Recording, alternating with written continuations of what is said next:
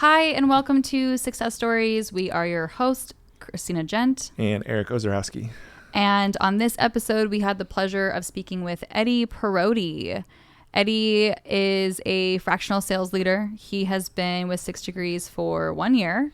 And in that 1 year, last year, I believe he was our connector of the year, which is an award we give out every year.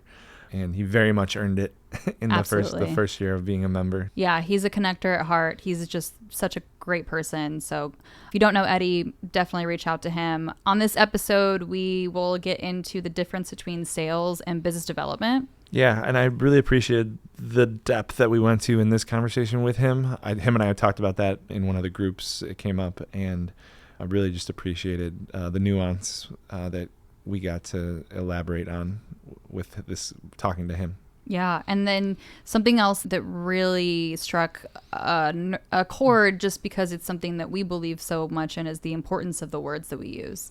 So that was a really big conversation as well. And a very interesting habit of Eddie's comes up that has to do with applying for jobs. So that was fun. Yeah, he might be the reason that you're not getting hired right now.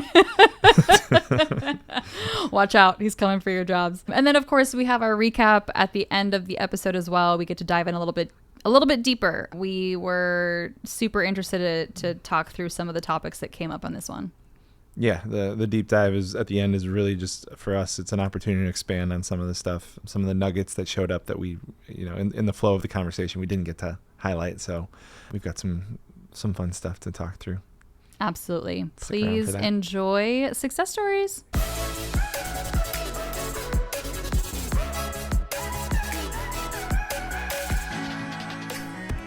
What a way to kick this off. Is this your first podcast?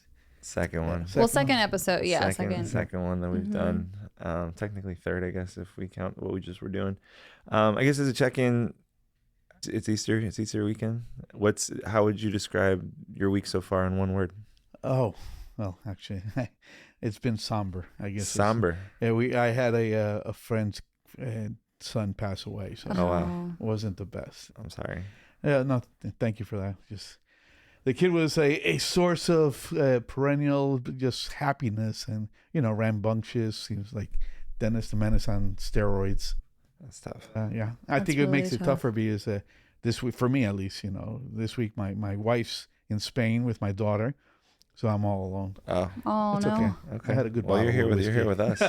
Yeah, there you go. I had good friends. It's how in life sometimes a lot of things come together when you didn't. Well, that's such as life. It throws surprises at you. You just got to survive and move forward. Yeah. But this week's been complex.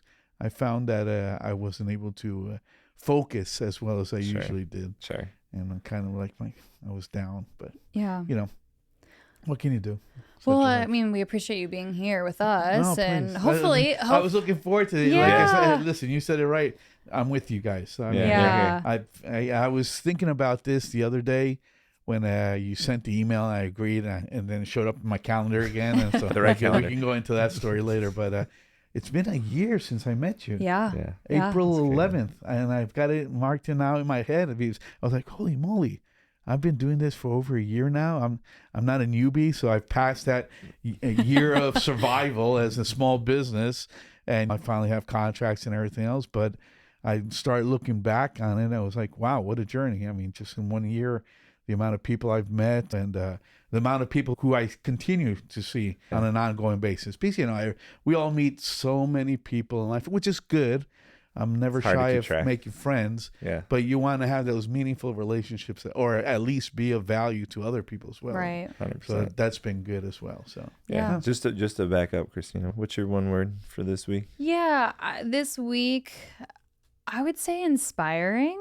I've had some really great conversations, and obviously with so much of the energy around 6 Degrees and what we got going on. And so just some of the people that I've gotten the chance to talk to and have some eye-opening conversations and really even just felt inspired by my new energy. So that's been great for me this week. How about you? What's your word? I would say productive in a different way. I wasn't on my computer as much, and it was just more out. So it just felt good doing some more stuff like this, right? Yeah. So Does that mean you played multiple rounds of golf I this did week? get to play golf. I played golf. I feel so bad. I haven't did. seen Greg in a while. So, yeah. I did play some golf, and maybe that's part of it. And it was on a Tuesday, so yeah, just kind of a different kind of productive, I guess is how I would describe it. When was the last time you played golf? Oh my gosh. Well, with Greg, it's been at least 2 to 3 months, and it goes back to finally having contracts and trying to allocate my time and focus. On one side, I do want to continue the business development side, meet new people, have fun playing golf. Hopefully another hole in one, my luck, of course, so they can rub it in my face. But no, it's been way too long, I guess is a good way. But we speak on a weekly basis. It's incredible. Yeah. As much as there's not a resentful bone in his body, the fact that I haven't played, yet we've stayed engaged. We've collaborated, we've exchanged ideas. We're constantly thinking of new ways to get the word out. And it's moments like this that I do wish like a bigger marketing team behind me, and like I was a corporation, I could just start assigning people to go out and promote these key things that I think have been so fabulous for just everybody in San Diego. So I do what I can on LinkedIn and word of mouth. It does carry a lot of weight, so that's good as well. But since I'm not the best golfer, word of mouth is not necessarily that good. I'm nothing special. I let him do the golf in this relationship. I mean, we've told people this before, just we do so many things together. Almost everything is together. So anything golf related, I'm like, yeah, you got that. I'll go do something else and do my own thing. What would you say for your wife? What's her thing? What does she like to get into? Oh, she enjoys hiking, outdoors, just meditation, Zen moments. I mean, that's the one beautiful thing about being like in San Diego. She can go out to the beach and just hang out there and contemplate life. I mean, almost philosophically, I guess. And that's what she does. She does that well. And to your point there, she does her things. I do mine. I tend to gravitate more to the social activities than she does. Doesn't mean she's not good socially. I mean, she's a beauty and has great conversational capabilities and puts up with me. God bless her. She does put up with you. Yeah. but no, she has her own world. And I think we're going on 18 years of marriage, I think now. Nice. Maybe 19. I'll look at my ring later. But it's been quite a journey, and it's been healthy for both of us. So.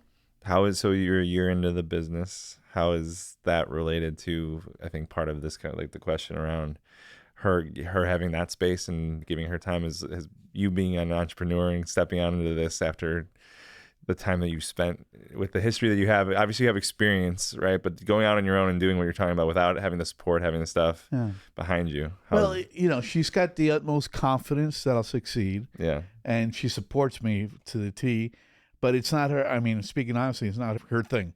Her entire focus on life, the way she sees adults, is being part of a corporation. Being an employee, I guess, is one way. Sure. It's not that she doesn't realize there can be success or that it's not. It's possible. She's just used to that steady. She likes the continuation, stability. That's a better word. The stability of the paycheck coming in and the eventual raises and increase in promotions, etc.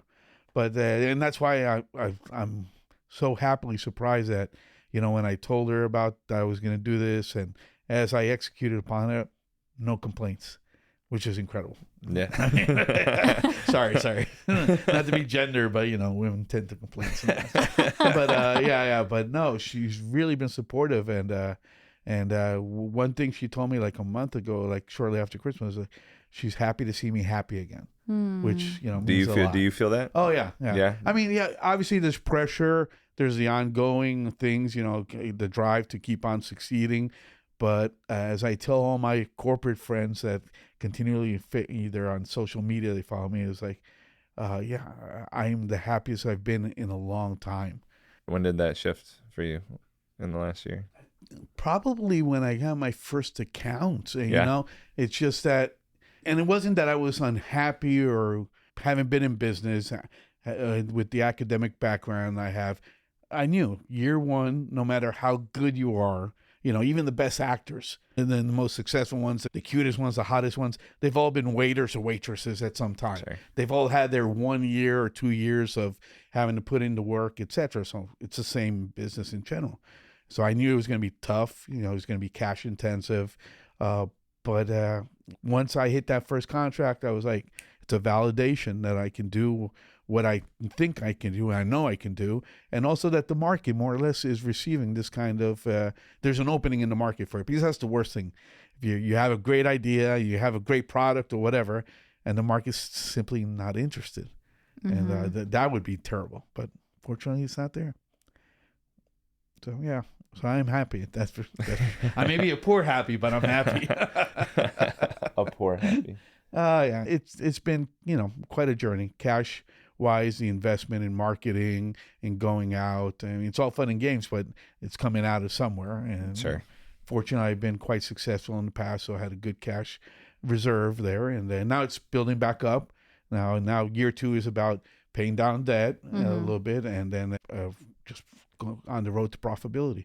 Which is funny enough, what I always try to tell my potential clients is I help you have profitable sales growth. Right. So I'm following my own mantra in that one. The year 1 is a little bit tough. Year 2, okay, we're getting there, but the outlook is very positive. That's awesome. Yeah. No, I mean, my contracts so far, they've helped pay all my marketing activities, like all the associations and groups, yours included, etc. So I'm good. I'm good now. I just got to keep on paying some credit card debt off and go from there. In what moments in this past year, and not just with 6 Degrees, but just like in general, where you have been out, you've been connecting with people, and what have been those lasting impressions and those lasting, like, this relationship came from whatever it was, what's memorable to you? Well, I mean, in general, having a central core activity around which to bring multiple different people has been great. That's why your dinners, I feel, are so meaningful to me. So I think if I look back, and not to be, just tooting your guys' horn, etc. You don't need to do that. That's not what this is for. No, but sincerely, I think in terms of impactful have been those dinners. I mean, 12 people more or less, etc. Just having a good time at a meal, sharing a meal, which has been a universal since we, came down from the trees, or maybe even in the trees. Right. Everybody likes to share a meal, etc. But I think that's been the most sincere approach to just getting to know other people. It's just around that table and exchanging ideas. And, now I've been going multiple ones, although I've missed a couple. And I think I like how you set the table up too, because I get forced into sitting beside somebody I haven't necessarily met or sat beside in the past. So it elicits an entirely new conversation stream. And, you're still working the group and talking and everything else, but I think that's been the most impactful in general. The whole reason why even it was Eric who brought the dinners into 6 Degrees, and we've just seen the impact of that. And so for us, it was like, well, why aren't we doing more of that? Those types of events, those experiences, these dinners, these moments, we're good at creating them. And that's where we feel people are really creating impact with each other, connection with each other. And so that's the inspiration to let's make a shift into more and leave behind some of the things that aren't as serving as far as the depth in who we really are. Yeah, more than anything, it was just like, how do we do more of those things, right? And what are the opportunities to do that, right? No, I agree. I'm a sponsor for the EO organization, Entrepreneur Organization, and they also have a great recipe in terms of a free exchange of information among their members around a fun social event. And the first one I went to when I first joined up as a sponsor was the Day at the Horses. So at the Del Mar Racetrack. Thank you, at the Del Mar Racetrack. And I was like, oh, wow. I didn't know what to expect, being the new guy and everything else. Everybody was so accommodating, so sincere, and you could tell they had a unique bond about them, all being business owners facing similar challenges. And I sit down and now I compare their group to your group, and there's so many parallels. I mean, different contexts because there's different concepts around it, but it's still, ultimately, it's all good people. Yeah. Which is where you want to be at. Find the right people. If you had the option, you want to just hang out with good people in general. and Yeah. have fun. So Yeah, finding the community that you resonate with, right? Like that's what's really important. And that's what I mean, just like human beings are, we're social creatures by nature. And especially obviously with pandemic, like that definitely siloed people to an extreme. But even without that factor, I think just society in general has become more and more and more siloed.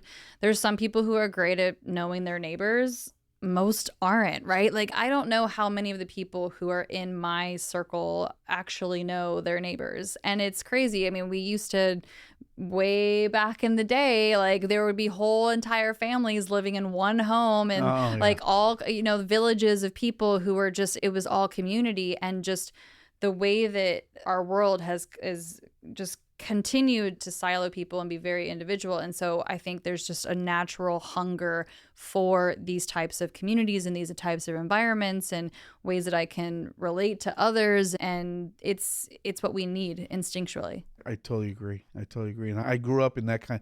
Well, I grew up in the Bronx in New York, and maybe 10 years ago, they were closing down our parochial school there. So I went back, got invited, and met with a whole bunch of people from my elementary days. And my brother was there as well. So we were the only Peruvians living in a predominantly Irish neighborhood. And I swear, we got there, and people still remembered our family. It's just because it was just, New York is very, the 4 or 5 blocks you live on, everybody knows everybody. Right. Yeah. And I was amazed that they still remembered us, even though it had been like 30 plus years since we left. So That's wild. Which a little scary, a little wild. I don't know if it was also because we were always in trouble, but You left an impression. but Memorable I think it's right. experiences. It's like I look at all the places I've lived since then, and I think there's been a decay in the whole community getting to know who your neighbor is issue. It's just, as a society, we've evolved. We've gone a little bit more fearful about the person next door or just the community you live in. Mm-hmm. So, and that's the other thing is a community like Six, it creates a safe place to be. Whether you want to discuss politics, if you're crazy enough to do it, or economics or trends or social, whatever you want, you can at least, you feel you're in a safe space. Yeah, I mean, and that's it's by design, right? Like, I want you to be able to, for us, business can be a conduit, whatever your political views are, right? If we agree that, on certain things, business might be something that we can agree on, right? As an avenue, right? And so, not that those conversations happen often, but hopefully we can have discourse and we can talk through things, and it's not just this surface level type experience, but that happens through depth. So how do we add depth to the relationships? The dinners are one way we do it. I feel like those go pretty well. So what's a brunch version of that? Yeah. Right. Yeah. And then, okay, let's laugh together. Golf is actually another version of it. Right. Golf makes sense. So we're trying to figure out like what's in line, what's on the path, what's not too far away from that, but laughing together. Laughing together, learning together, right? Sharing a meal together, golfing together. There's all of those things happen in golf, right? So I think you're definitely on the right path. Where are you having the most success with? So a year into the business, as you're meeting new people, in terms of building those referral partnerships, referral relationships, how are you doing that? It sounds like LinkedIn's a piece of it. Well, LinkedIn was a strong piece of it, I think, in terms of just getting the initial off the ground. And then after that, it's been here. Yeah, it's really been here and LinkedIn are the two active ones. LinkedIn actually virtual. Here it was when the happy hours were bigger, obviously I was meeting more people. Now it's a little bit more focused, etc. And so I just need to get back on the LinkedIn outreach program. I'm trying to get at least 5 contacts a week. And that's the goal. That's the goal. And the ones that respond, that's the one I then continue that conversation with and set up either a Zoom or a coffee, etc. So I just started in April again. And some of them, you reach out to them and next thing you know, they're connecting without asking any questions. Okay, that's fine. I'm not saying it's wrong or anything else, but that's not the purpose. The purpose, at least my purpose, is first let's get to know each other before I add you. LinkedIn's not Facebook. Nobody's going to give you a prize for having another contact that you don't necessarily know who it is, etc. Well, I mean, that's the intentionality. It's just being intentional with who I'm connecting with, rather than just hitting yes or accept or whatever it says, right? LinkedIn's interesting to me. I just feel like so many people don't understand how to use it and how to do it. Like you Yeah. said, with the intent of actually making contact and connection. And I mean, so when I do my outreach, my messaging is very much in support of like, how can I connect with more people to actually support our members, right? That's my goal when I reach out to anyone on LinkedIn. It's, I want to connect with you. You look like someone who could potentially be a valuable resource to the members of our community and to their clients, and someone that like or maybe need your services or you need theirs or something, right? Like that's how I'm making contact with people. And so I think there's just a lot of sales out there that don't know how to navigate LinkedIn and do it effectively. I meet new people almost every day from that tactic. Well, one of the things to kind of build off of that, what we've talked about, it came up in one of the groups, was the difference between a salesperson, And relationship Exactly. development versus business development. Yes. Or account management. A salesperson it. versus business development. And this is, in my view, one of the things that kill a lot of sales-driven activities at organizations, because the owners or the leadership doesn't understand the difference. And basically, it's simple as transactional versus relational. So Right. yes, you need transactional people who close the deals quickly, quarterly, etc. Those are salespeople. They're out there selling something specific, a product or a service going forward. They have a specific value proposition, a specific message. On the business development side, you're looking to enhance the relationship with the idea that it's almost like a gamble, that future looking, there'll be some value created out of just having that relationship. You know, you don't necessarily walk into it thinking I'm going to get $100,000 this quarter, but you never know. It could happen, but once again, it's more meaningful it's more in depth, using your word. That's the goal overall. And maybe you just want to be a thought leader there or a contributor to concepts. So it's a little bit different skill set. And people often, you can do both. It's not that easy. You have to have clarity, but it's really two different goals. And I've had organizations tell me, oh, my people suck. My business development people suck because they can't close anything. And I was like, well, have you trained them to close? Because that's not business development. It's a sales job. Right? Yeah.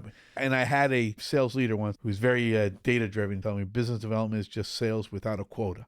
And that's why he didn't like it, which is fine, because he was more of the quarterly type guy. And that was like 10 years ago when I finally dawned on me that, oh my God, yeah, there is a difference. Why aren't people talking about that difference and everything else? Yeah, I just appreciated that perspective when it came up and you sharing it, because for us, we very much have been focused on relationships, right? And so, but like the distinction between sales role, and we've said, do you have clients or customers, right? And the transactional nature of having a customer, right, versus a client, where it's a little bit more relational.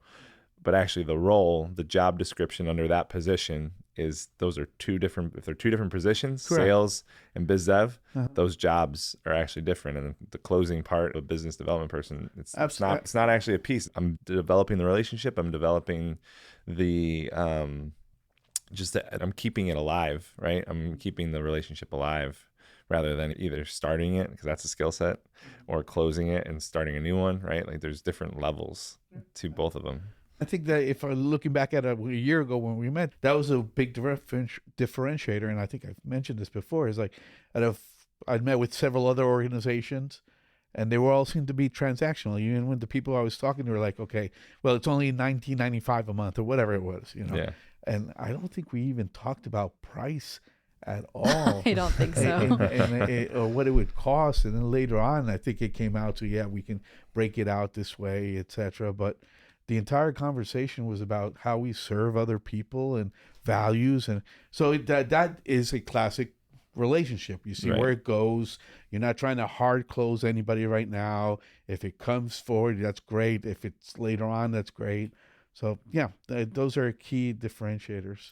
For you, with your role and just the nature of your business, right, being fractional sales, right, so it's not fractional business development, right, so even the language there, what do you are you coaching more on as a consultant? Are you consulting more on with clients? Is it coming up as more of like they need sales or they need biz dev?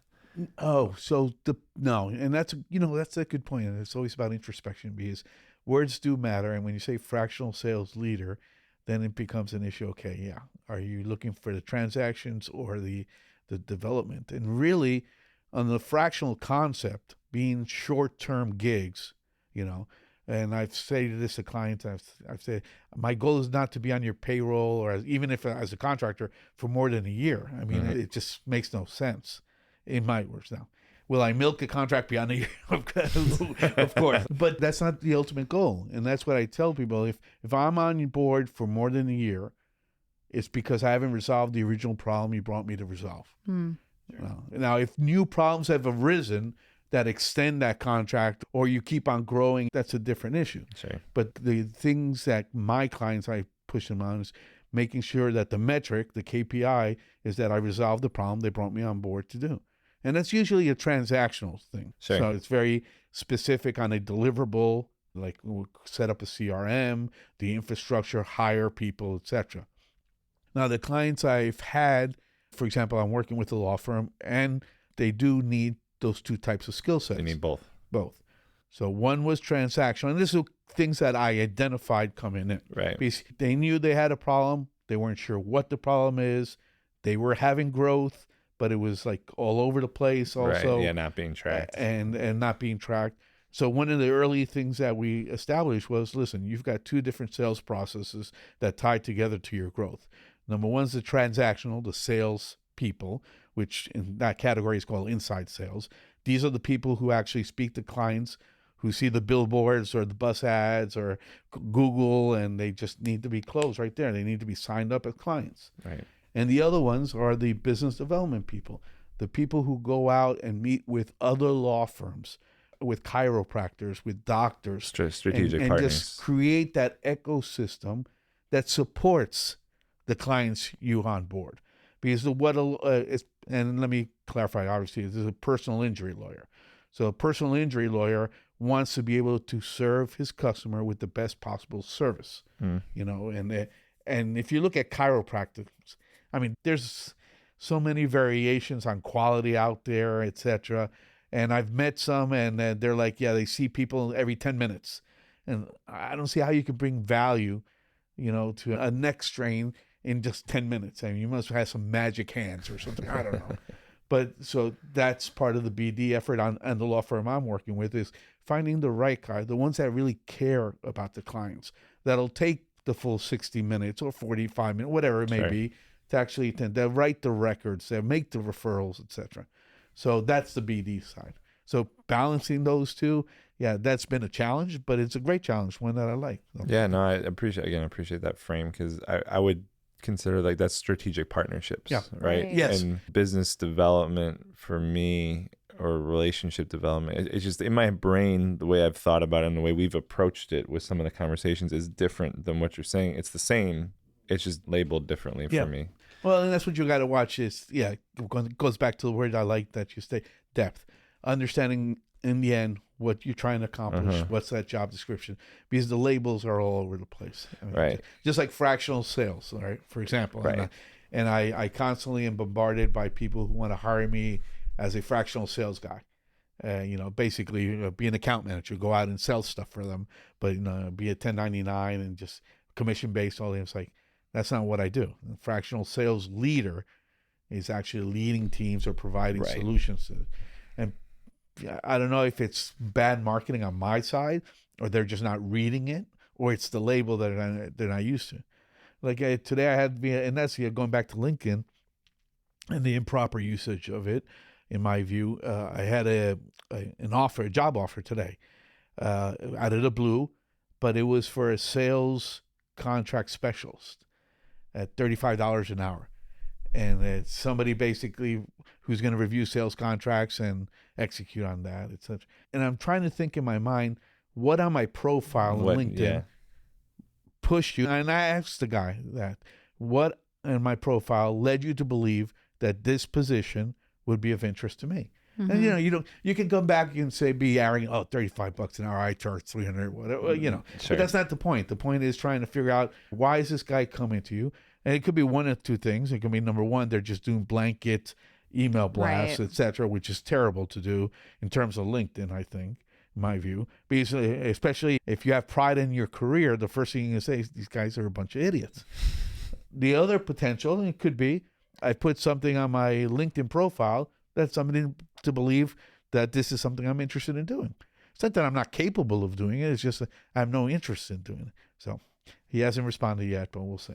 Yeah, I mean, it sounds like an automated something, Yeah. right? And that's the thing is like when those automations come about, it's here's the filters, here's the words that I'm looking for. And so there's probably a word that grabbed, because it's happened to me so many times. And it's funny because I'll have people reach out and it's about something like, oh, I see that you're also in a tech something company. And I'm like, no, did you read my profile? Like, obviously not, right? Yeah. Like, obviously you didn't actually do any due diligence. It's just an automated message. And it's scary because, and I get it. There's so many options out there, so much data out there. It makes it difficult, but still, if you're trying to get the right person to come to your organization, you want to make sure you vet them properly, etc. Yeah. Well, I mean, the crazy part of just that outreach part of sales is it's all going to be automated. Like the biz dev role and the sales role of the outreach piece is, You're absolutely right. that's not gonna. It already is. But like in 5 years, that job of reaching out to someone to try to do the thing, and it's just going to be bots talking to bots and No, you're absolutely right. filtering I bots. think that's the frustrating part. Is I've spoken to a lot of younger people, and the trouble they're having in just applying via LinkedIn because of the automation aspect of bots reviewing your resumes. Right. I don't think I could have done that. Well, it's a number. I know I can't do it. It's a numbers game, right? Yeah. So it's the same as me picking up the phone 100 times a day and calling, right? And there's nothing wrong with that. But I've never done that, and it's not my skill set. And part of it is it builds character to do that, right? To have people say no. And at the same time, there's a level of having the ability to reach out to someone and build a relationship and build a connection, right? Like that's a skill set in itself. But just applying to a bunch of places blindly, it's the same numbers game. Like you might win, or the way I've never actually applied to any job I've ever had. I did once. My first job, I worked at Toys R Us. I was 16. Toys R Us. Seasonal worker. I don't even. I might be why they're not in business anymore. R.I.P. They had the giraffe, right? Yeah. Jeffrey, I think. Yeah, Jeffrey. Jeffrey the giraffe, I believe. But so first job, that was the only job I ever applied for. Every other job that I had, someone opened a door for me. And so part of it was like, I want to work there. And I would go, who can help me open a door to get me the interview? I still got to interview. I still got to show. I still got to show up. I still got to get the job. That's a different thing. But why would I ever want to be put in a piece of paper, put on a pile of digital or physical? That never made sense to me. But cold calling is the same way, right? The idea of cold calling is like, no, who's someone warm that I can, if I did it, it's like, how do I deepen this relationship? That's always been my approach. Yeah, I mean, I've talked to a lot of people, even just recently, who are having a really hard time in the job market. And my only advice that I really give is like, you got to be out and networking and meeting with people, because so many of the people that are even in 6 Degrees and have hired because of someone they were connected to and someone that they knew. And I think to both of you and your points that you've made, it just about like technology, AI, these filters, these bots talking to bots, it's only going to increase with AI. And so I think, again, going back to the importance of community, and that's another way to look at being able to connect and get my next step and what I need. No, I think you're both absolutely right. And it's funny because all my employment history has been based on referrals. Yeah. So people either pulled me in or knew me and recommended me, etc. But one thing I am doing, though, is I still apply for jobs on LinkedIn. You do? Yeah. Just for the experience. It's not necessarily because I'm ready to go back to corporate, or even before when I had a corporate job, Sure. I would still apply just to make sure those skill sets or continue, and also to see what happens. A little bit of an interesting, approach. The skill set of actually interviewing? No. Just doing applying. the process and applying, Keeping the resume sharp, etc. So it forces you to do it. Got it. And now that I'm solo, I continue to apply. Sometimes I use the easy apply, but other times I like going to the actual website and applying. So you're the one messing up for all these kids. You need a job. No. I mean, it's not like they've called me either. By the way, it's not like I've been getting those interviews or anything else. I just do it as because I want to apply a couple of times a month just to keep that alive and never get old on it. Yeah. Now, one thing that it does tell me is that a lot of these larger corporations, they all have the same platform. Right. Mm-hmm. The only thing that's changed is the freaking logo on it. And that drives me crazy. Right. Because, and going back to the relational aspect, the humanistic aspect of engaging. I mean, if you look at now at my age, at least I'm thinking, why would I want to work at a company that you're just a data point, Yeah, and they put you through this process just to get a job. And then I question, it leads me down the path of questioning, are there recruitment teams? Are they being lazy? The one good thing on LinkedIn, you can find a lot of good talent if you look for it. So I don't understand why more recruiters at the corporate level aren't looking for talent rather than just doing the easy thing, which is... Well, I think it's actually the same. It's the same conversation. Is what do you want? How clearly defined is whatever it is, whether it's talent, whether it's the job that I'm looking for, whether it's the client.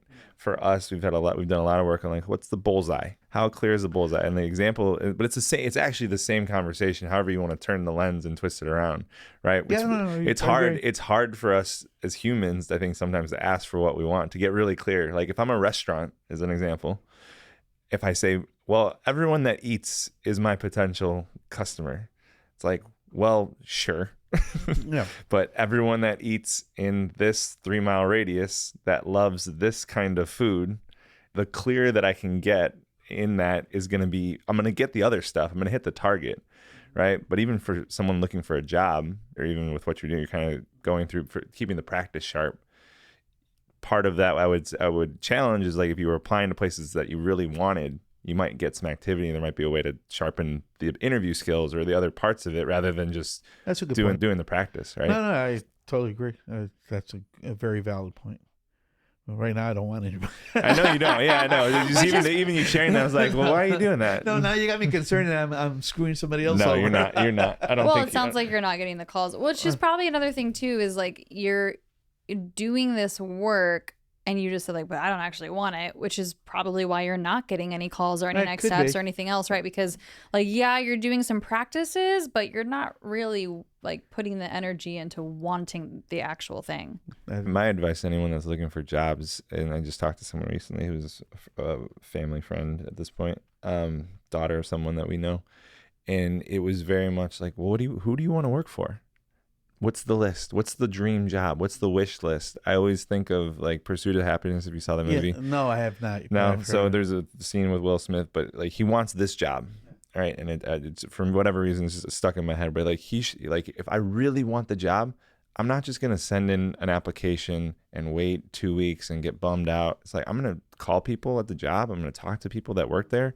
I'm gonna see what their experience is. I might show up and say, hey, did you get the thing? Like if I really want something, there's way more activity that happens than just in the same thing as in sales, right? No. Right. I want to build this relationship, right? And how do we do that? There's a dance to it, right? But half of it is just going like, this is who I want. This is what I want.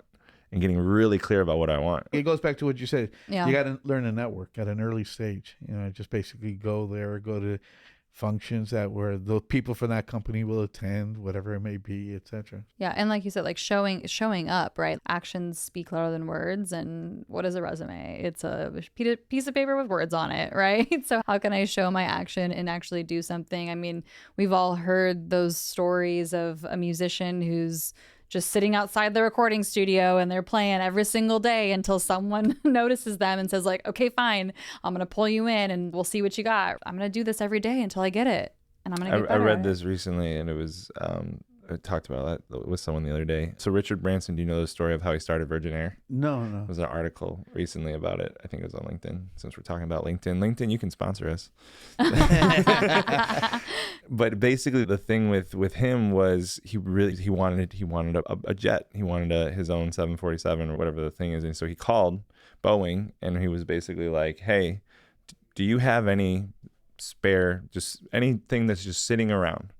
Right? The way that the airlines are set up, they have contracts with basically they have one contract in every country, and that's how it works. And so he probably called 200 times, or like just he kept being persistent because he wanted to talk to someone about, hey, if you had this thing Finally got to the right person, upper level, to tell him no. It's like, sorry, sir, we're not going to sell you this jet. But he finally got to the right person, and it was basically, so if you have this jet or the 747 that's not doing anything, for one of your clients that you currently have, what would it cost to lease it?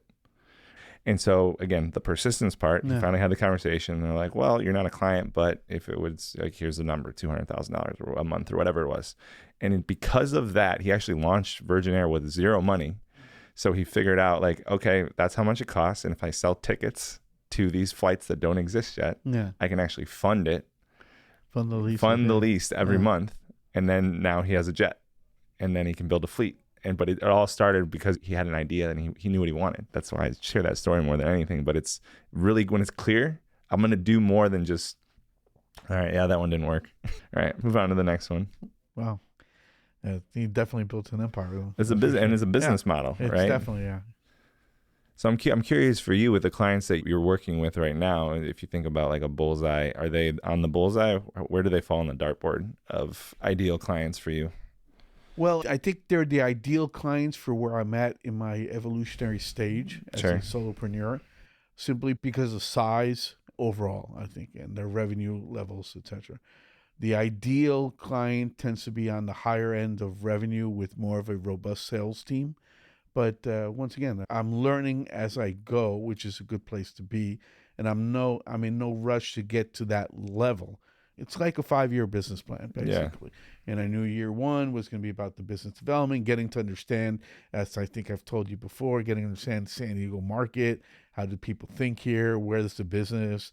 And I point to the classic that my physical office, my virtual office is in downtown, but all my clients are like North County. I didn't realize that until later on, but that's what you do in year one. You learn. Now I finally have accounts. I would say they're good accounts, don't get me wrong. They present their unique challenges that I relish, and I'm loving trying to resolve them and helping them.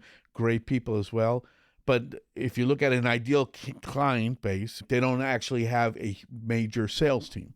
And by that, I mean, I'm looking for a sales team of 5 to 10 people that I can help manage and have an impact on.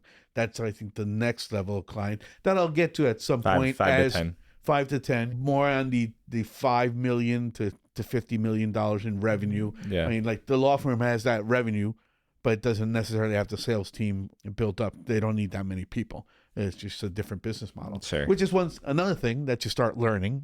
There's all different parameters. So is my ideal a reality? Is it really where I want to go? In my mind right now, that was the starting point. But yeah, if you're asking me if I have my ideal client, if I achieved it, not yet. But I feel I'm strongly on that right path.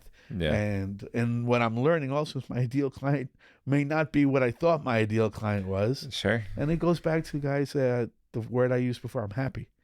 I'm happy. I mean, we can all use more money, and that's probably what an organization that's a little bit bigger and more robust could provide. But I'm definitely happy right now, so I can't quarrel with that. Well, I mean, so Kristina is part of like the almost what we've been talking about. It was like for 3 years, we're almost there, and we just keep saying we're almost there. It's like, no, that's the wrong thing, right?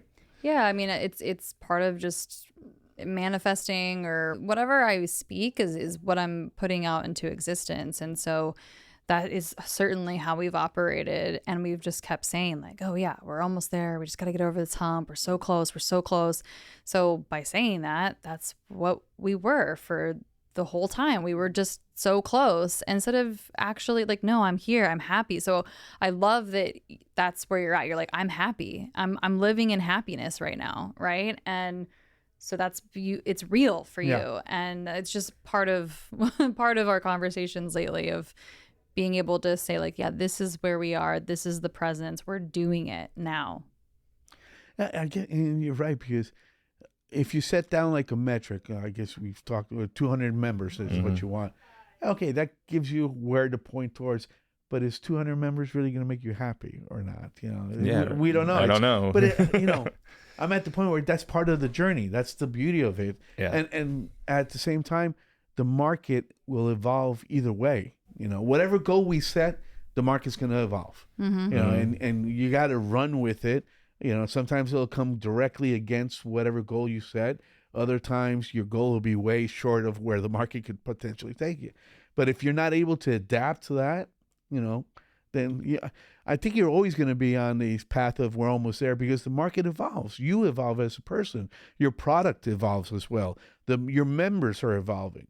So, it's good on one side to have a metric. Obviously, you still need the one-on-ones, but yeah, my view, don't take it that seriously as long as you're happy. Well, yeah, I think that's the fundamental aspect. I think that's the key is, am I happy with where I'm at? Yeah. The goal is the goal, and to compare it to the goal is one thing. And as soon as I say, yeah, we're not at this goal yet, I'm probably not going to be happy because I'm comparing it to this future thing, versus like what you're explaining is like, it's the ride, it's the journey. It's not the destination, right? And it's, how do I find happiness? How do I find joy in the way it was like, no, I'm already there. There's some parts of it that aren't ideal or what I want yet, right? Yeah, I think we can be present in what's happening now and have goals to definitely reach, and not look at what's happening now as like almost, right? It's no, like what's happening now is also super impactful. We're making a difference. Like, we have the members that we have, or the community that we've built. Like, look at everything that we've done and still be able to reach like what's next as goals to achieve. But just the mentality shift, instead of thinking about it in a negative lens, instead of like, no, like this is a very inspiring lens. I agree. I mean, it's based, I think you just need to be stoic in terms of living the now. I mean, that's part of the entire concept around the Stoic philosophies. Yeah. Living the now, not letting other things interfere with the joy you're having in the now. I'm not saying that rough stuff doesn't exist. It's just you're keeping it at bay. I'm living the now. Mm-hmm. And I think it has to do, probably because we're American. I mean, we're all predisposed to be greedy. Sure. Wall Street, the movie. It was like, greed is good. And that's how we've been built for entire generations, about wealth accumulation, progression and up the corporate ladder. And listen, all that is good. Wealth accumulation, I'm not saying it's not, but it's not the primary thing. And I think those are lessons that I've been learning in life. It's not always about the promotion. Sometimes, one job I had, I took a step back and just ended up just being taking a regional sales position. So I was back in the field. And oh my God, for an entire year I did that. First of all, I crushed it on my targets and I loved it. I was very happy again. And it's not, being the VP of sales is not always what it sounds like. There's a lot to go. And if you don't have organizationally, culturally the right fit, you may be miserable. You're earning a lot of money, which is great, but you're miserable. And that's not good. Well, yeah, so, money doesn't equal happiness, and it's, no, not at all. So many people that have, like, nobody needs $1 billion. It's not. I can't even know what to do. I can't even imagine. But like that's unnecessary. It's an unnecessary amount of money. It's an obscene amount of money. But every single, it's whatever the number, the metric is, like after 80,000, there's not a real big jump. And so part of this conversation, and what I'm interested for you is, part of this podcast is Sixcess Stories, is the name we kind of called it. So what's your definition of success at this stage?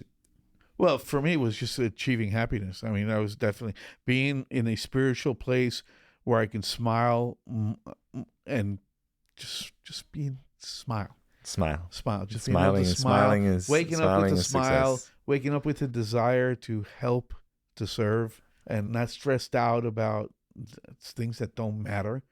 Absurd teleconferences with 20 people on there that have no real value. I think it's just that, being happy, being in a happy place again. That for me, that's why I'm bigger success story than Donald Trump.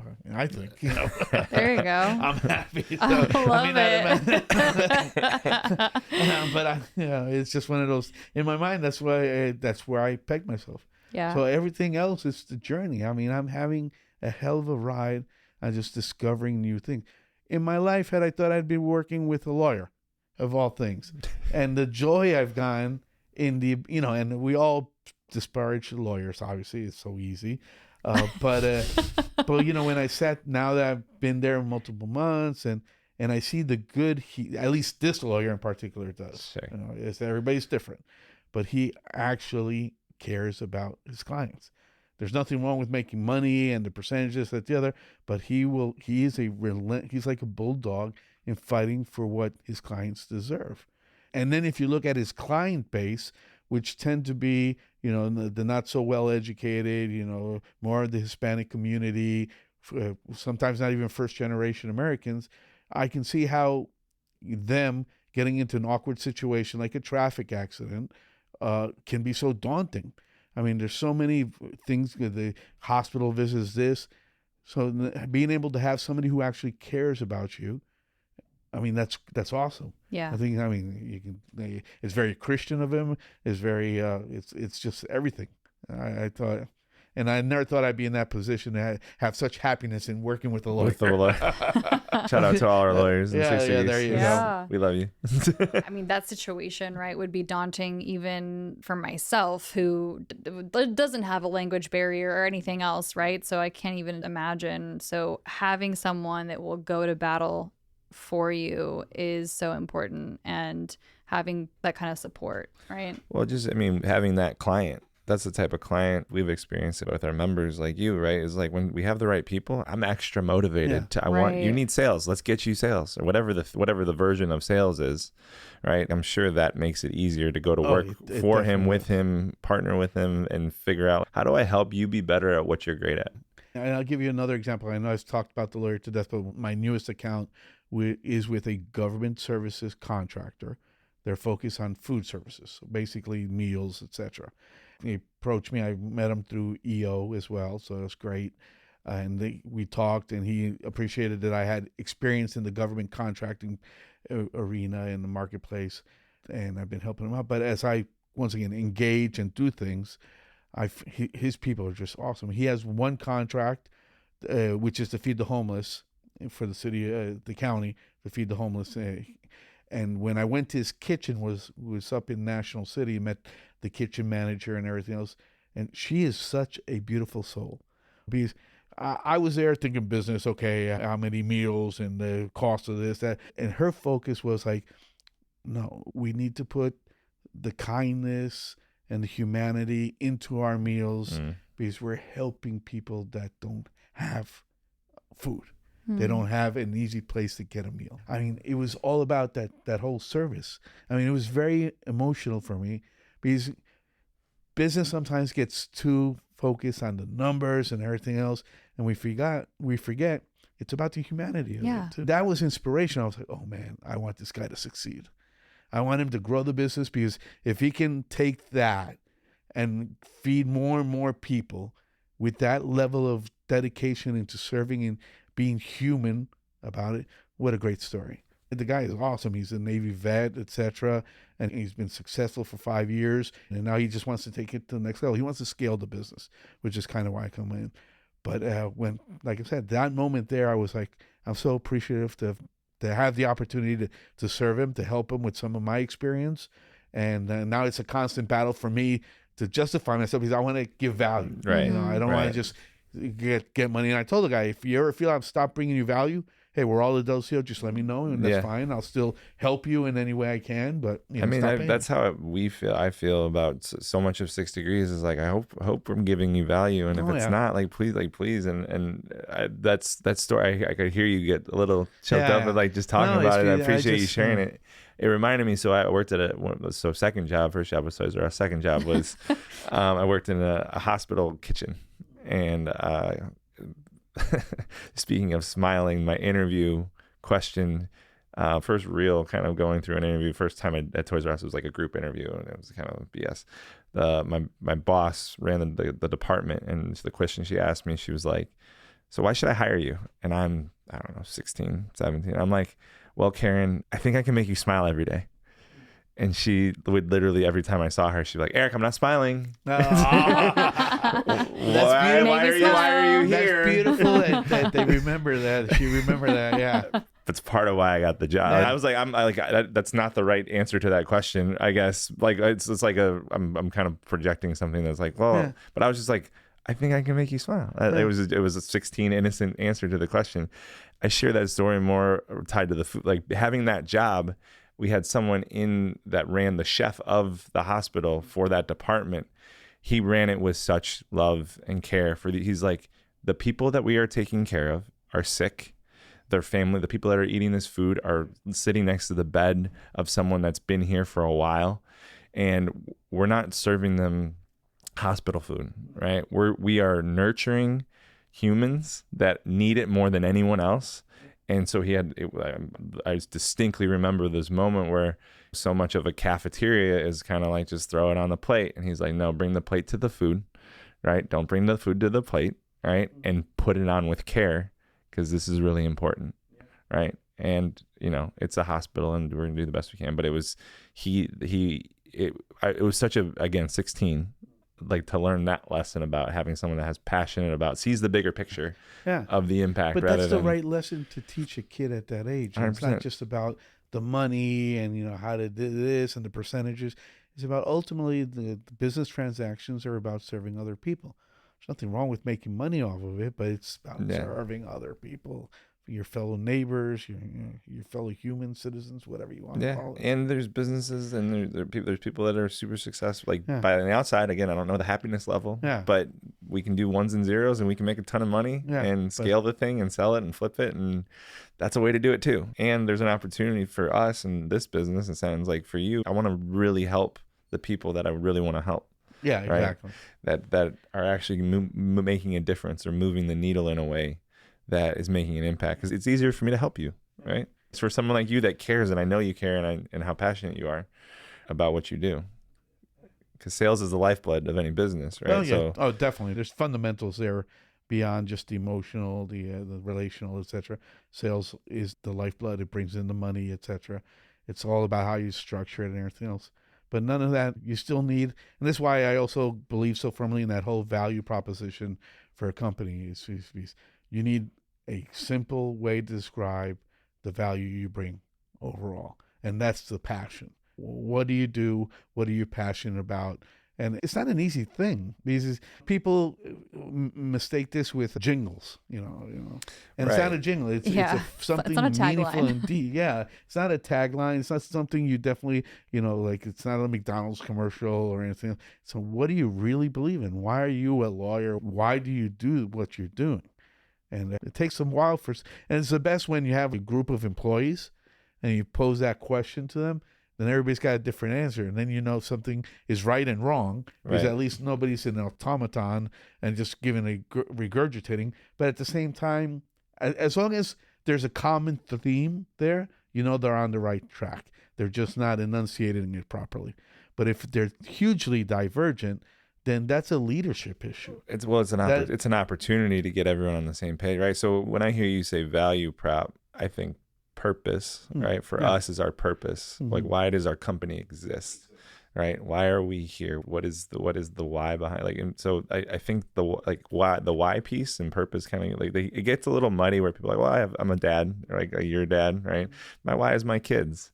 It's like, that gives you purpose. But I'm curious for you with the value prop position, is to put it in your terms, how clear is that for you at this point in your own value proposition for your clients? Well, and I go back not to put you on the spot. No.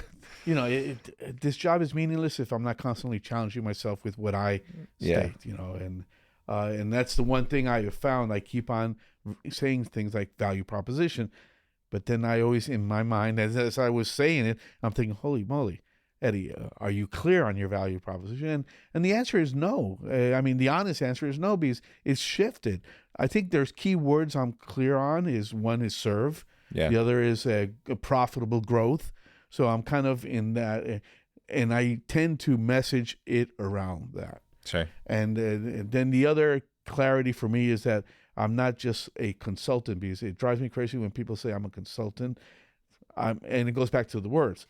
Because it's not that I'm just giving you advice. I'm actually there to work with you in the trenches. Right. Roll my sleeves up, dig whatever we need to do, and move forward. Which is why I try to say I'm more of an advisor. I'm more of a functional element of your team. How to put that all together? I've gone through like 5 different propositions, and it keeps on fluctuating as I continue to learn. That's not necessarily a bad thing, because it goes back to the theme. The core is there. It's just I haven't found the right way to specifically encapsulated into 2 or 3 meaningful sentences. Well, I think and this is where I'm hearing the difference between value prop and purpose. Is the purpose, you have the purpose where what you said, serving, there was a couple other words that are profitable growth. Profitable growth, right? That's why you want to help, right? I want to serve, right? And so for us, just to pull your voice in terms of the purpose conversation, I was talking to Kristina. Sorry for listeners, they can't see that. They don't know what just happened. I'm realizing she's been a little quiet. But so, I mean, for me, from a purpose standpoint, is like our purpose, we spent over the course of 4 months, probably 30 hours of, okay, what is our why? Why does our company exist? And the clearer that we can be for our members and for our team as we grow, that's our North Star. That's what we do. I'm 100% on the same page as you. It keeps changing and we keep tinkering and evolving. And we talked about some of the events that we're doing. Once that's clear, it's very grounding, right? So it's actually a grounding piece. And all this other stuff, the what and the how can change. But the purpose for us at 6 Degrees, our purpose is we enrich lives. Yeah. We propel each other into our highest potential, and our connections transform dreams into reality. That's why our company exists. That is never going to change. That'll last 50 years, 100 years. What we do, how we do it, with everything that's going on. It forms the basis of your organizational culture. I mean, that's culture. Well, so culture is the behavior that reinforce the purpose, right? But you call it ethos, purpose. That it could be a value prop, depending on how you want to package it in the conversation that we're having, right? They're all tied together, right? And so I think there's opportunity. So with that's our shared purpose, and then we're pulling people in. Like, why does, you mentioned EO, why does EO have great people and why do we have great people? Part of it is like those purposes are they're clearly defined, right? And I think that's the opportunity for just the more that I can share the why. It's people don't buy what we do, they buy why we do it. Yeah. I think also it's the actions. The behaviors, yeah. The behavior, the ongoing actions that you guys have. I mean, people see it. You do it, you live it. I'm trying to live based on that, serving others, etc. Yeah. So that's a good thing. I'm really curious about your definition of consultant versus advisor. I'm sitting with that still because you mentioned, you were like, yeah, I don't like just being called a consultant. That's just what I'm sitting with right now. And listen, this is not like an academic definition, or I haven't read a book on it. I just feel, given my experience with consultants, has always been I've never had a good experience with one. First of all, they tend to regurgitate stuff that I already knew, and then they charge whatever company I'm working for a whole bunch of money to present it. There's not a lot of novel ideas, etc. It's more theoretical conversations, whereas I'm trying to define, that distinction is that I'm an advisor. I go in, I don't just talk to you about, hey, you need to hire this people, etc., or structure. I will actually go out and hire them. Or, for example, the food service organization, I'm actually doing a lot of the online looking for potential vendors in other cities and feeding it into the CRM. So I'm actually hands-on kind of guy versus just tell you, hey, you need to do this, etc. And I think that's the distinction that at least when I'm speaking to potential clients, I'm trying to establish. I feel like there's got to be something even deeper than an advisor, because to me, an advisor advises, right? Like, wouldn't that be like the root to that? So I'm like, I feel like you do even more than advise. Well, if you get the right word, I'm more than happy to call out. It took us 3 years. It took us 3 years to get connectors, and I wrote it down 3 years ago. So, but it goes back to like salespeople. You're a salesman, but there's a distinction between relational, transactional. So I'm still struggling with how best to define that. I don't like to be labeled as a consultant simply because. Well, that's fair, because you're doing because when I think consultant, to your point, like strategy, I think of here's what needs to get done, right? Versus how is it the how. It's more of the what and the tactical strategy pieces rather than the who, the how, the why, like all the other things that come with that, and they can package it up and say, here you go. Yeah. Right. And I would agree. We work with Rudy, who we've mentioned a few times in our leadership labs, and he's one of the few coaches, consultants, whatever you want to call it, that is the real deal. We're doing work. He's there. He's not just this packaged it and do the thing. It's here's the how behind it, and I will help you with the how to the level that you need the execution piece of it, right? And And yeah, then- that's a different. So yeah, I don't know what the word is, but Yeah, because I mean, it just sounds like you are actually like an extension, right? Like you're an arm that they have grown to be able to use while you're working with them. That's where the fractional sales leadership comes in. I've got X amount of years of experience confronting the same problems this client may have had or has, and I've been able to resolve them at some level. A lot of these problems are fundamental and the same across industries and across organizations. So talent acquisition is the same whether you're a $15 billion entity or a $300,000 entity. You're still going to have trouble finding the right talent. right. That's where I come in and I try to help you in that. I don't just create that job description, to your point, is that, okay, I'll create the job description just to have that framework, the theoretical framework, but then I get out and I start looking for it. Whether it's me trolling through Indeed, Monster.com, or me working with a recruiter that you want me to work with, we'll figure out the right candidates. And even then, there's going to be up and downsides, because even the right candidate, people are people. They may not be the right candidate. They've passed all your possible screenings, and they only last 2 weeks. Well, hiring and interviewing, we have a leadership lab coming up on that. You want to dive into that? That's a whole It's thing in itself. Yeah. Is make so okay. I can fill the pool. Yeah. How do I make sure I get the right person? The right Because person. it's really important. Yeah. Onboarding. There's so much complexities with it. There's a lot of systems and things that need to that can be really effective. But hiring the right person is the most important thing, right? Yep. Especially if you're scaling for growth and everything else, or in a place like California where the cost of labor can be extremely high. Firing them without cause can be extremely costly as well. Yeah, this state makes it really scary. Exciting and just complicated. So, well, I've really appreciated this conversation. I know I was a little bit more quiet on the back end of it, but just really soaking things in and listening. I'm glad it wasn't like a video either. I don't know, if you ever do a video, make sure I'll dress up a little bit more, etc. I was driving out here, and then I started freaking out. I was like, oh man, if this is going to be, I haven't really shaved, I'm in jeans, I don't look businesslike, etc. But then again, I go back to my friend whose son passed away recently. So we were invited to the funeral, and one of the things that I found so emotional and spot on was, they said nobody wears black. Everybody comes. My son enjoyed life and was never ashamed of being who he was. So come dressed how you want to be. I mean, basically exemplifying who you are. Be you. Yeah, be you. Yeah. Be you. It was a very simple phrase. And it's like, I swear to God, it's the first funeral I've been to I didn't wear a suit. And and then I get it. People wear suits just for the formality is a sign of respect. It's also a tradition.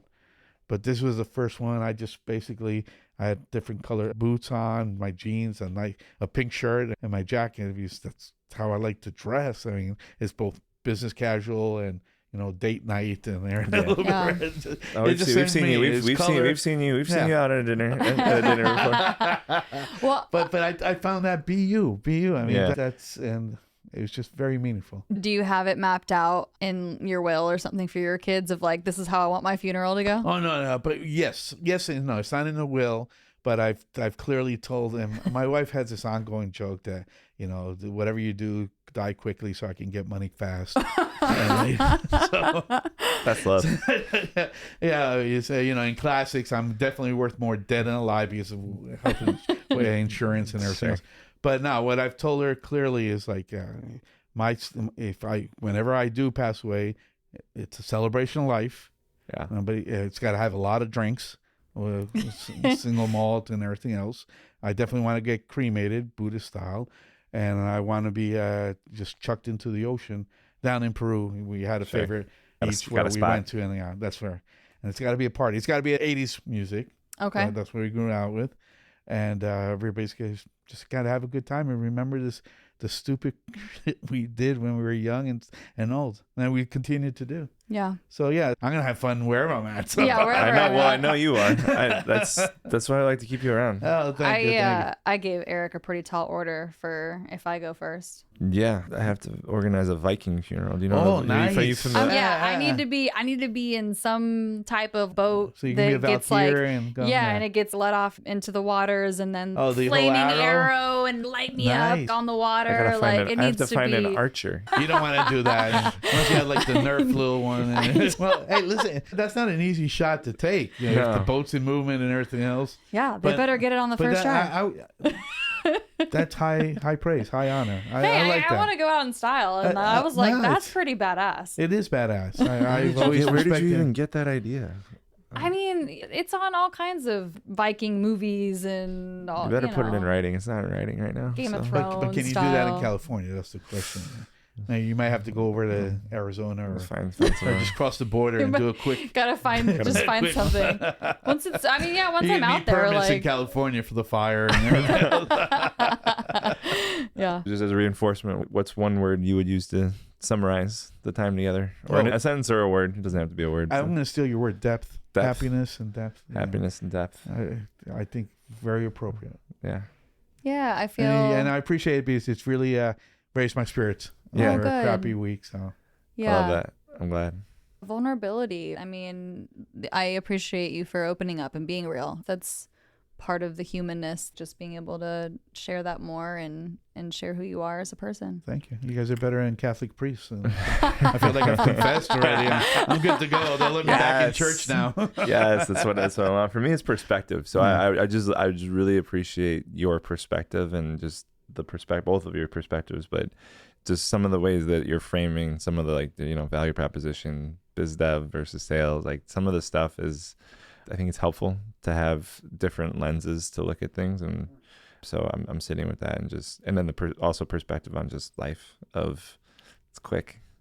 Yeah. Gotta enjoy it while we can. Gotta be happy. Gotta find that So- happiness. Definitely live life. Don't just live in it. Yeah, for sure. Well, Awesome. thank you so much, Oh, sir. thank Yeah. you. We Thank you. appreciate being you. here. Yeah, this is great. Anytime we can. I'm more than happy to come back too. Yeah, well, Amazing. there will be round twos. All right. Thank you. That's it. We're signing off. I'm comfy right now. I've got a purple blanket. They've got a really nice purple blanket because we're surrounded by purple in this venue. Because we're at Mic Drop. Shout out. Okay. We're talking about Eddie. Eddie. We're not talking about Eddie. We're talking about the episode with Eddie. Oh my God. Look at you and your literal. Sometimes you pick up my literal and it's a lot. But we've talked about we don't want to talk about the person. So it's not we're talking about Eddie. We're talking about Eddie's episode. Anywho, okay, so I want to acknowledge Greg's name was mentioned a few times in the episode at the beginning because golf, and so I just want to shout out Linkup. Linkup is a partner of 6 Degrees. For those of you who enjoy golf, this is a really fun way to network and meet people and be in beautiful sunny San Diego golf course and all the things. I don't even golf, so I don't even know why I'm the one shouting out right now. You should be the one shouting out. Also Greg Lipper is his name. Greg is the founder of Linkup Golf, and what Greg and I talk a lot about is what we do for our members and the way we connect people. Greg does on the golf course. One of the ways that we have found it effective to create experiences that make memories and build relationships for our members is through golf, right? There's a professional aspect to it. And Greg has this amazing network specifically designed for business professionals and business owners that want to build connection on the golf course. So yeah, shout out Linkup. If you're interested in golf, definitely check them out. Hell yeah. Maybe sometime I'll just come and drive a cart around. That's what I'm really good at on the golf course. So every time I golf, someone asks, does Kristina, is she interested in doing this? So many people ask. And I literally go, I do everything with my wife, including this podcast. Including And right she now. tells me, I've invited you. And my response is, I've invited her. And she says, Eric, that's a you thing. You've told me. You said that's a you thing. And when you're golfing, that's time for me. Okay, look. You just had an experience this past weekend. I have never seen you so upset about golf and I'm looking at you going through these emotions and how mad you are about this, and it trickled into your week and affected your week. You were mad for days about this golf experience, and you want me to do that? I don't think so. I wasn't even mad about golf. I was just so frustrated by just I was ready to quit. I literally came home. I played 4 courses, 3 days, and so it was 72 holes. And I've never played that much golf with my own ball, and I found out I'm not good. And I literally it was either I need to quit forever or I need to go get a coach and actually invest some time, because I lost a lot of golf balls that weekend. Mm-hmm. Well, yeah, I'm going to continue letting you be the golf person. I don't know, golfer in this dynamic. Okay. It's not for me, clearly. Okay, so it was funny, the difference between the first episode and the second episode with Eddie. So when we left the first one, we were both feeling like we talked way too much about 6 Degrees. We were like, oh my God, this isn't about us. We can't be talking about us this whole time. I do remember that. And listening back, it actually wasn't, it wasn't too much about 6 Degrees, I don't think. I think it actually highlighted us great, and we talked about Brian, and it was fine. And so now with Eddie, we had a moment where Eddie complimented us, and we both went, oh, no, this isn't about us. This isn't, right? We both got weird about it. And I think that was incorrect. I think what this isn't about is sitting here and asking, so Eddie, how has 6 Degrees helped you? And what have you done? And what connections and this and that, right? It's not that. And at the same time, we can very much accept when our members are acknowledging the ways that 6 Degrees has helped them. Like, hell fucking yeah. There's no reason for us to not be excited about that and be able to let our listener hear this is what 6 Degrees is doing.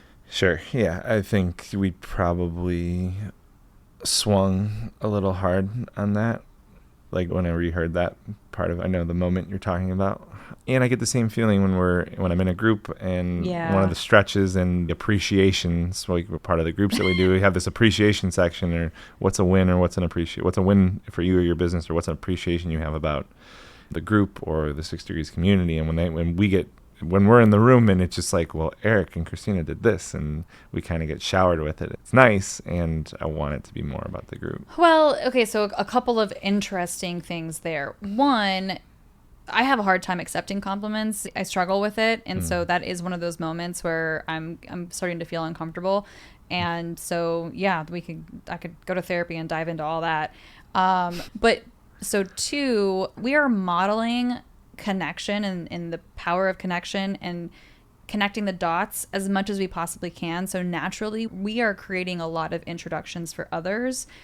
And so I'm wondering, when we model it that way, is it actually empowering our members to do the same? Are we a crutch and we're not allowing our members to do more of that themselves? Maybe it's both. Maybe it's different for each human. Our intention would be that the members of 6 Degrees connect dots the way that we do, and so that it is more about the exchange and the relationships and the things that are happening with the members themselves. Well, yeah, I think to that point, it's instead of shying away or being uncomfortable, it's articulating and explaining, here's what made me think about. It's actually connecting the dots to connect the dots. Yeah. Right. It's how it's supporting. So how do we build the scaffolding to help people do what we model and practice and kind of live and breathe? We're kind of wired that way. Yeah. And in terms of being a connector, right? How do we help our members be better connectors? One of the best ways we can do that is model it. And to effectively model it, it's to articulate how we're modeling it, right? That's 100% true. And I glad we're having this conversation, because I didn't even think about doing it in that way. In real time, when someone is giving appreciation to either of us for that connection, you're right. It's great. I'm so glad that was a powerful connection. Here's why I did it. And explaining the why is certainly going to be more supportive to our members, also being able to connect those dots. I don't know why, but when I hear you say in real time, it it bothers me. Wait, what? In real time is a trigger? What's up with that? I don't know if it's a trigger. It bothers you. Okay. In real time. I don't know if it's the way it's said or... Is this happening for you all the time? Every time I hear it, yeah. Am I saying it you say outside it's almost, of this room, or are you noticing it just because? Every time. Oh. Not just in this room. Why am I just now hearing about it on air? I don't know. This one just put me over the edge. I don't know. This was the straw that broke that back. Like it's, you have you know how you watch Friends, right? Hilarious. You're big Friends. Was that an actual question? Yes. You know that I watch Friends. So how? I don't know the character. Is it Monica? Who they say oh my God, the way that they say. There's a really specific way that they say certain phrases. The one that comes to mind is Monica being like, I know. I know. Yeah. Real time. It feels like the same kind of thing. And I don't know. Pick a different word. In the moment, I don't know. Real time. I feel like we're using it a lot, and it's a Rudy thing lately. What? Wait, hold on. How did you just connect this to Rudy? What? It's from him.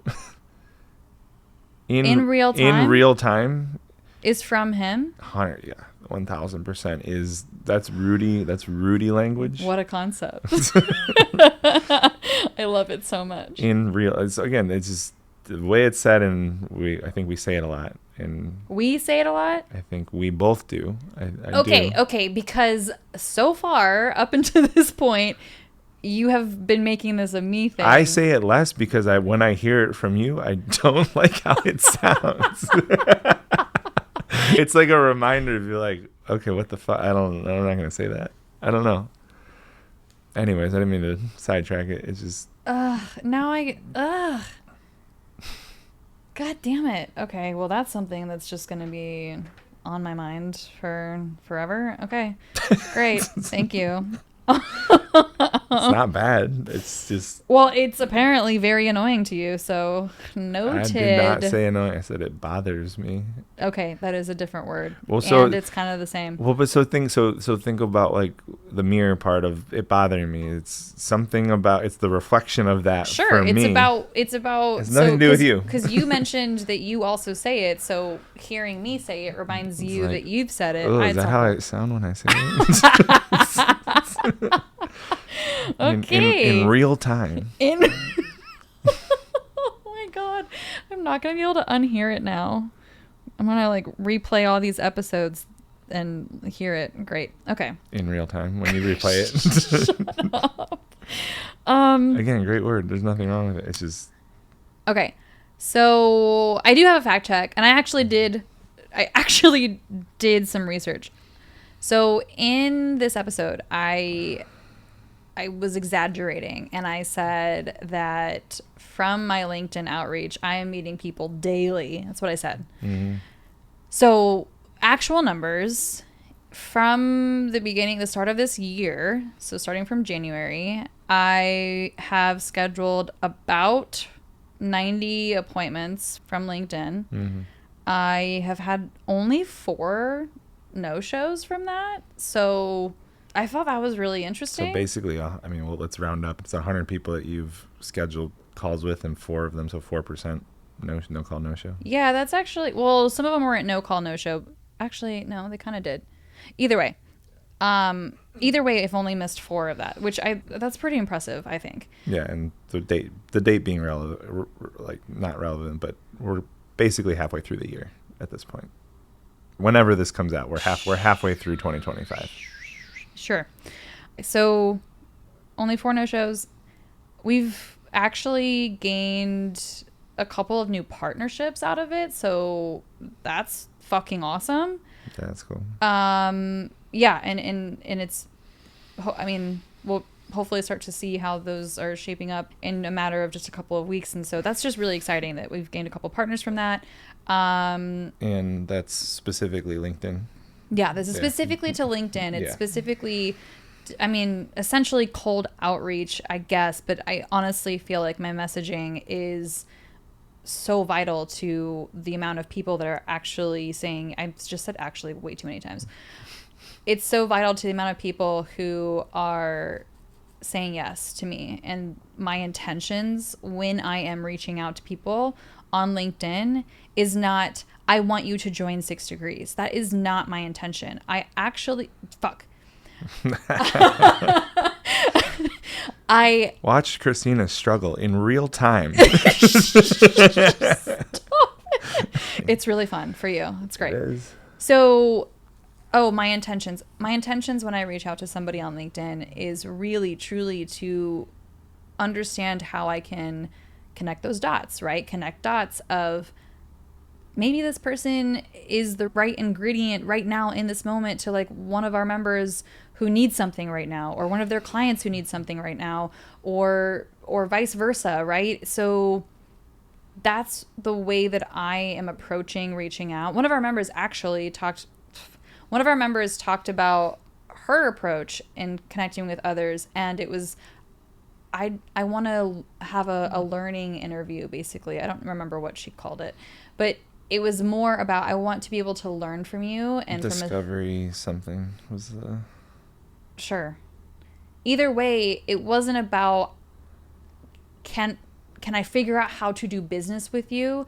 It was I would love the opportunity to learn from you. And that's another amazing way to reach out and connect to someone. So either way, I think that my messaging is a big reason why the success is here. I just want to wrap this real quick. So we've gotten about 5 members also from the 90, and I have made those introductions where several of clients have now signed on with some of our members. Okay, so some of our members have gained new clients because of these introductions. So that's the data. That's the real, instead of saying what I said on the episode of I'm connecting people with people daily, this is actually what's happening. Sure. So for my own purposes, you went into story a little bit. Like, just spit it out like bullets for me. Okay.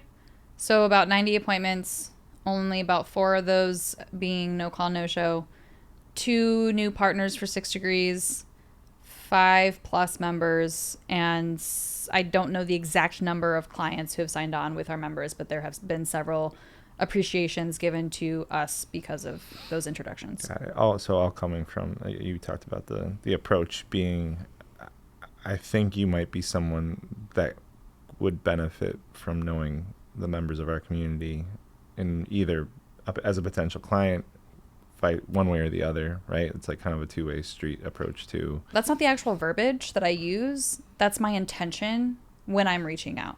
Sure. So my verbiage is more, I want to connect with more badass leaders. That's actually, that's what I'm using when I'm connecting with people.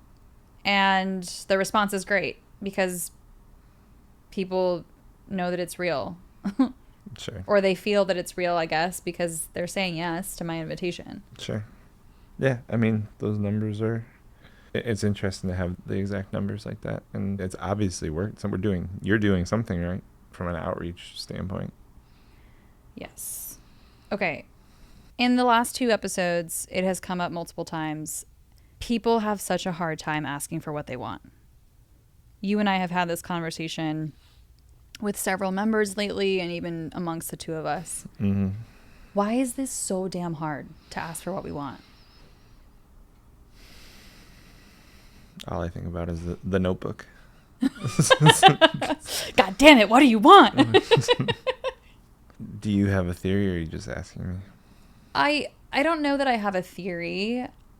I think I struggle with identifying what it is that I want, or I think there's definitely guilt tied to it. For you.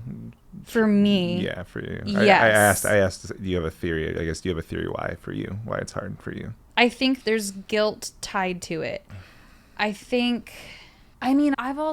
experienced this guilt feels like it's tied to each other. When someone is giving me something and I feel like I haven't given them enough to reciprocate. Haven't earned it. Yeah, it's like I haven't earned it yet, or yeah, maybe it's as simple as that. So to ask for something that I want when I haven't given something, and so that I guess ties back to not knowing my true value, because reflecting on it right now, I know that I'm fucking valuable, and I know that I've done a lot of valuable things for other people, and I guess it's easy to forget, or it's easy to, yeah, I don't know. I think it's related to, I think it was a different episode where we talked about the imposter syndrome thing, right? Like, who am I to want, to deserve to want this, right? I think it's kind of tied to that potentially from of why it's what's the saying, like, we accept the love that we think we deserve. Yeah. Right. And it's, I think there's a little bit of again, I try to, just for me, like there's a fear around, well, what if I get it? Yeah. What does that mean for me? And what is that if, and I'm talking a little hypothetical about what is it? So the difference between asking for a material object versus a client versus the dessert, right? Like those are all different levels of this, right? Mm-hmm. But what type of person do I become if I get the really grand thing, like the pie in the sky thing? Does that change me? I think there's a fear for me potentially tied to that. Yeah. Am I inherently different if I get the thing that you, because part of this conversation, again, I think different episode, was you asked me, and I don't think I actually answered it, was what does success feel like? Mm-hmm. And Easter egg. That's a future episode. Part of that is, what do I want it to feel like? Right. And so it's tied to fear. Yeah. But it's 100% tied to fear. But what fear? I'm not actually, for me, I'm not sure what fear it's tied to. Yeah, it's hard. You talk about imposter syndrome in this situation, and I guess I haven't thought about imposter syndrome in this context before. It makes sense the way that you're tying it to it. So yeah, I guess something that's just sticking out to me, it was so clear. Recently I had a conversation with someone who is not happy in their job, in their role. They're not feeling challenged, and they want to do some fractional work, some consulting work. No, they actually want to do fractional work, like a fractional COO or CFO, and expressed that they wanted to start small as some one-off projects, more consulting at first. And I asked, what do you want? What do you want to do? Go do that. Why step into these small projects?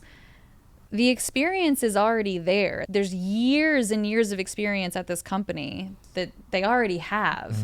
And it also reminded me of when you were hired at Nix, and it wasn't you're training to be something, it's you are this thing, right? Like it wasn't.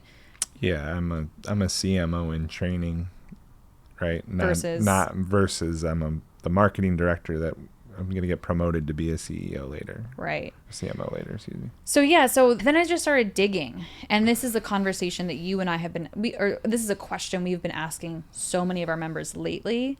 What would excite you? And that is such a hard question for people to answer. Yeah, most people's answer to that question, they go into either ideal clients, or they'll look at their book of business and start going, well, I work with this. And it's like, no, like what? And I mean, we've talked about that. And so part of the bullseye is like, for this community, what would excite me is people that are passionate about what they're doing. I actually don't care what it is, but I get energized and inspired by people really passionate about like the one thing that they have going on, and they're super excited about it and how they're making an impact for them and for their team. Yeah. If we had a community of those people, I want this to be the biggest thing ever. Right? For all of those people. That's what like, oh, you're doing what? And how does that work? And I'm interested. And then it's like, how can I help you? How can we add fuel? How can 6 Degrees be fuel for the thing that you're doing? And it's the same thing for everyone that has a book of business. What if all of your clients were the thing that got you excited? Absolutely. What if I loved every single one? And maybe that's part of where I just went is you and I, the way that we've built this community is with people who make us really excited, right? Like we know every single one of our members right now. Obviously, as we scale, it'll shift. And right now, I mean, I get so excited to see our members and to talk to them and to see their successes. And so the way that we've grown has been so on purpose, and it's been with people that you and I want to have dinner with that person. I want to go to a comedy club with that person. I want to go to a leadership lab with that person. I want to be around this person. So I invited them to be part of it. And I want to see them take whatever they're doing to the next level of whatever it is, right? So that's I want to be part of propelling that person to tie to our purpose. Absolutely. I want to be part of the piece that propels that person into whatever higher is for them, for their team, for their company, for the impact they're having, right? You mentioned, I just want to go back for a second because you said, obviously, as we grow, that won't be possible. I didn't say that. I didn't say not be possible. It'll shift. Obviously, it will shift. And I kind of just want to put a pin in that. As like, I think you and I, as we scale the unscalable with this, is like, no, the interview process is the interview process. It's with the two of us, or at some level, somehow we know every member that is part of 6 Degrees. Yes. At the level that we have right now, right, will be very challenging. Right. That's more of what I'm saying is right now we know our members on a pretty personal level. Most of them, not all of them. Not right? every single one, and it's a different level with every person, of course. And if we had 300 members tomorrow, no, like we're not going to get to that with every single person. That's where our team is going to be that much more important. They're always going to be that important, right? It's the way that we grow our team and the way that the team now has that type of level of relationship with the members. Yeah, I wasn't saying, I just wanted to, I know we're on the same page. Yeah. I just more like you said it. And it's like, no, like I just want to, like, we need to figure out how we continue to grow and keep we know every single member at some level. Yeah. Right. Yeah. At some level, I agree. I think that's important. So just to go back to this example of the person I was talking to, it took some time. We sat and talked for at least an hour, if not more. I wasn't really timing it. And I eventually got to, she mentioned that she went to school and was excited about interior design. I was like, oh, okay. Now we're getting somewhere. So what about that? What could you do related to interior design? You're talking about a role that isn't actually designing homes or designing the interior. And what if it was working for a company that does the interior design, right? What if you, this person I'm talking to, could be part of the story of the growth of this company that is helping people with their design, and then that's a piece of being involved in someone's dream home or whatever the thing is, right? Mm-hmm.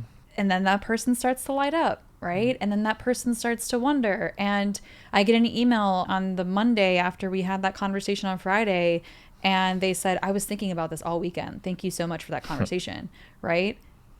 And that's what when you and I are asking that question, that's what we're trying to dig into, right? And that doesn't mean that that's going to be the only thing or the only industry that you help or whatever.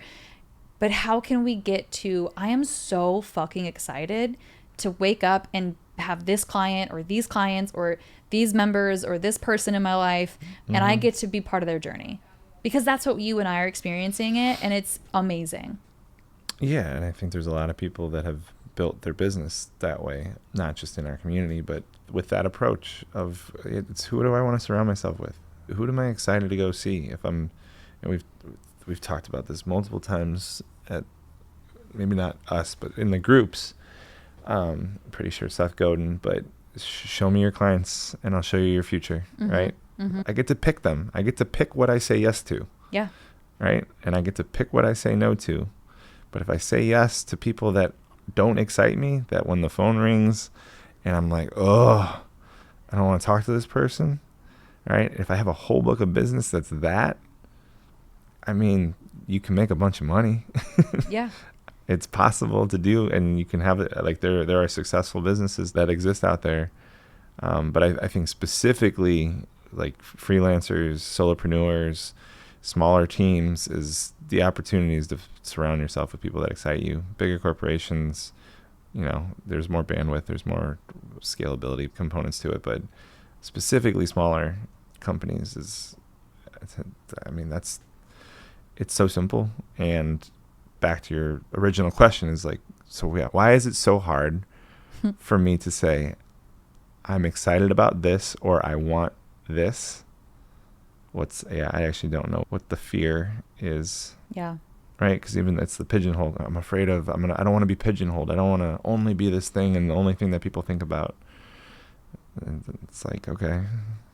Yeah, I think that's something just to leave the listener with that question is what excites you truly? What would be so exciting to wake up and to be able to do this work or be with these people and think about it. And if you want, if you want that to be your future, then work towards it. And that's where you've mentioned this a couple times of I'm already connected to the people that I need to be connected to. What I want is right there.